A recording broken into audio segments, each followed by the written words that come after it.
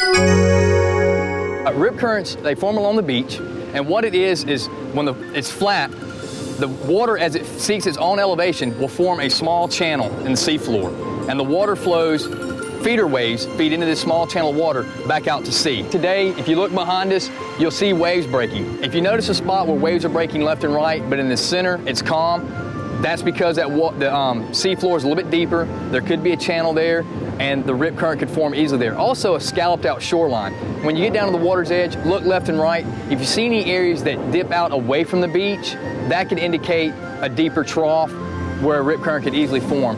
Also, if you see waves breaking and those waves break and the water runs together and then back out to sea, that is a surefire way to find out a rip current.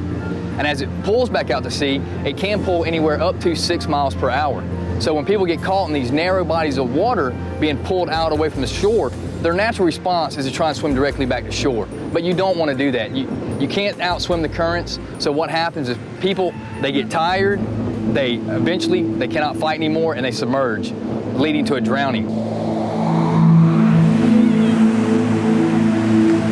Now, as you can see here, the lifeguard is approaching the victim that's been caught in a rip current, and once she makes contact, then she will talk to the victim, try and calm the victim down as much as possible. And as you can see here, she's actually wrapping the lifeguard tube around the victim so that she can safely bring her back to the beach. Once the tube is wrapped and locked, the victim cannot come out of that rescue tube.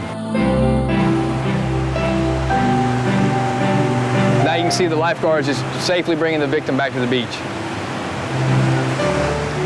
If you get caught in it, you're going to be pulled away from the shore.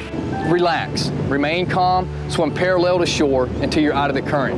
Once you're out of the current, the waves coming into shore will help push you back, and you can also swim back to shore at that point. Most importantly, remain calm and do not fight the current. Do not try to outswim it. Swim left or right, parallel to shore until you're out of the current. You'll know you're out of the current when you're no longer being pulled away from the shore, and you'll be in a little bit rougher water, the waves will be breaking around you, and at that point you can head back to shore. Most importantly, when you first come to the Orange Beach or Gulf Shores and you're here for vacation, if you get to a beach access point that has the flags flying, take a few minutes to, with your family, read those signs, understand what those flags represent, and take the time to read the sign there that's entitled "Break the Grip of the Rip." It gives you pointers on how to safely get out of a rip current and how to spot rip currents. But the most important thing is take the time to look at the flag, to notice the conditions that we have posted for that day, and know your own swimming abilities. If you see a red flag flying and you're not a good swimmer, please stay out of the water.